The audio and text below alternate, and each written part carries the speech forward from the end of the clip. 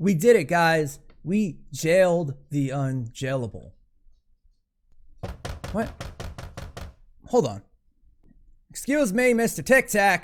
That's not technically a jail build. That's a stall build. You see, the ratio of the stun lights on top of the push traps, if it's -6 to 0.3 ratio, is it means it's a stall build and not a jail. So I just wanted to point that out for you, Mr. Tiktak. All right, just make sure I'm right and you're wrong. Where the hell did you come from anyway? We finally done it, and I think we should start this video with the star of the show, the anti-air trap. So this will be a half review of this new trap because there's a ton of stuff to cover. This trap does a lot of things, like shoot things out of the sky and shoot things out of the sky. In actuality, this trap isn't that bad and has finally bridged the gap, allowing us to jail the Un-Jailable, and that is a Ride the Lightning. But first, let's talk about what this trap does. It shoots projectiles, and only projectiles. That includes, but is not fully limited to, 4 things.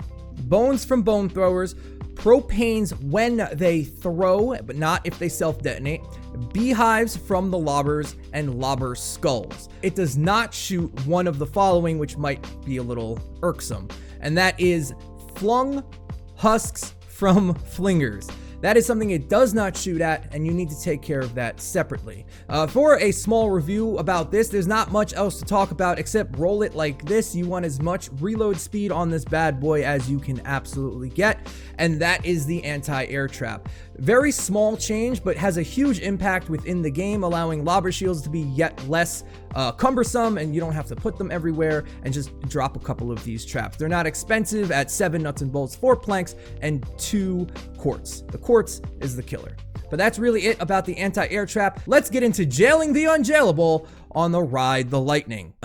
Frost King is so loud. He's such a loud hero. Like, everything about him. He's just so fucking... Oh! Shut the fuck up. Alright, guys, so here we go. Ride the Lightning, a jail build. This is going to be slightly different than the normal ones, only because it's such a big objective. The issue with jail building a Ride the Lightning in the past has been the second wave. 95% of the time, the second wave is lobbers and flingers, but now due to the new anti-air trap, we finally have an answer for that, and we'll be able to jail this quite successfully, but with a few hiccups along the way. You're going to notice that we added a little bit of a outside barrier here, and we'll talk about that in just a second. The base build is very similar to the original one, but even less traps. Since we have to actually jail the top of the build as well, we're trying to use the most minimum amount of traps possible inside the actual jail. So you'll see here we only have 1 floor launcher here, 1 floor launcher here, and then if we go inside the jail, we have 3 more. A floor launcher, a wall launcher, and a wall light. The reload speeds on these are more reload, less impact, but they are different reload speeds for all 3 traps, so they do not trigger at the same time. If you want to jail build to the top of your ability, that's the kind of stuff you got to do, but it's not 100% necessary. Now let's talk about this outer wall. Since the objective is so large, we need to be able to get the husks to the inside the entrance of the jail. Adding another layer here, not always, but does help deter the husks from going where we don't want them to. If a few husks do end up over here and start banging on the wall, it will never be more than enough to actually cause us any issues. We're gonna have to get through the first wave so we can show you how to jail the second wave, so let's do that right now. But this is just the general idea, like a regular basic jail build that you're gonna wanna build. Like I said, it's a little cheaper because we are spending more traps up top, but let's get through this first wave first. So we are currently solo in here. I just placed my base. I'm just going to upgrade a little bit more, and we should be able to get this done. I do have Cam and Mago with me, but they do not have any, like, say in the fight. Nobody is dropping their bases, and it's just me. I have a slow field, and I only have a teleporter. One of them does have banner, so that might have to be dropped. but we're gonna do our best to not kill anything and just see how well this holds up. Most of the enemies are inside the jail as of now. We have got guys beating on these walls out here, but it shouldn't end up being an issue as soon as I drag them off with my taunt. Here we go. They start turning around, and I'm going to try to finish kiting them inside here. I'm going to take a couple little hits of damage. I just want them to follow me. It seems that they've definitely messed with the Husk AI at least a little bit in aspects to a jail build. Speaking of such, you're not going to have much more time to be able to do stuff like this, as it's already been mentioned it's in the works for a fix. So if you find a mission that is a Ride the Lightning and you really want to farm it, now is your chance, as Epic Games is probably going on vacation very soon. But everything is basically working as expected. We do have some lobbers over there, but it's not a huge deal. In fact, while these guys are here throwing beehives at everybody, let's see if beehives get shot by these turrets. I think they do, but they have to be caught in the air. There it is. Okay, so the beehive husk does 100% get hit by the anti-air turret. I wasn't 100% sure about that. I just wanted to clear that up for myself and you guys. So we've got a couple of guys hitting on this back wall. 1 minute left. They went where we needed them to go thanks to this extra barrier here, and everything is working as planned. I'm just going to use my taunt. Oh, there's already a taunt in there, but remember, there's only one base currently down. Just a power base knocks us up on top over here. So as you guys know, like I said previously, the reason you can't jail Ride the Lightnings is because of the second wave. It's like a 95% chance of a lobber flinger wave. The counter to that is what I'm going to show you. Everything in black tier 3 has been built for the first wave. Everything in white currently is for the second. As you can see, the spawn is all the way from south to north, a huge curving spawn, which is kind of exactly what we want.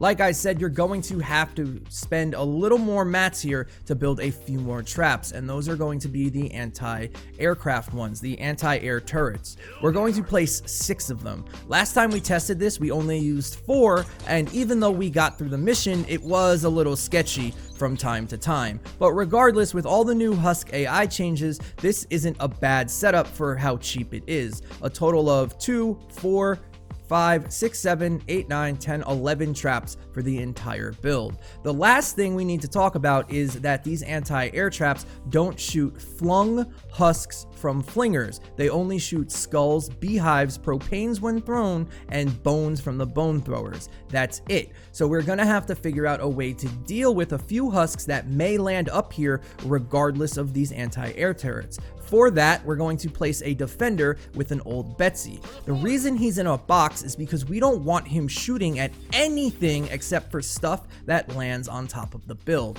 The husks that do land on top of the build that are flung from flingers do not count for resetting the total amount of husks that count for the entire spawn. So if a couple of husks land up here, he can kill them and no new ones will spawn. So 6 turrets, 1 defender that can't see except for the ground that he's on, and we should be good to go. The same thing on the bottom, we have the little outline because the objective is so big, and the same traps from last round. We're gonna start this up, give it a go, and even if it's a flinger wave, we should be all right. If you can hear them screaming as they start, we've got the base up. We do have a propane here, but I'm gonna just kind of bait him personally. I just want him to detonate, which is gonna spawn a lot of enemies anyway, but we should be okay. Let's see what we get here. We have a flinger down here. You can hear the aircraft turrets going off. I keep calling them aircraft turrets, which they definitely are not.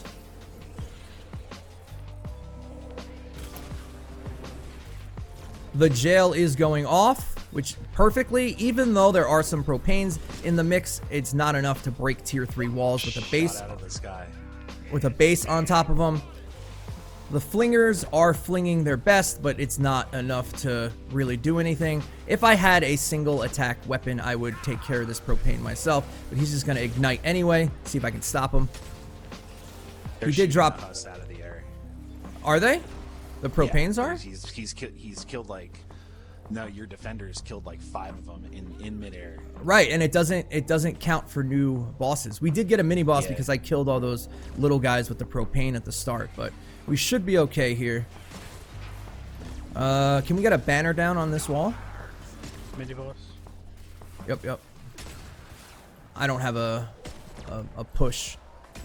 I don't know where the mini boss is. I'm looking. He's right here, Cam. Well, no, it's because he's smoke screen.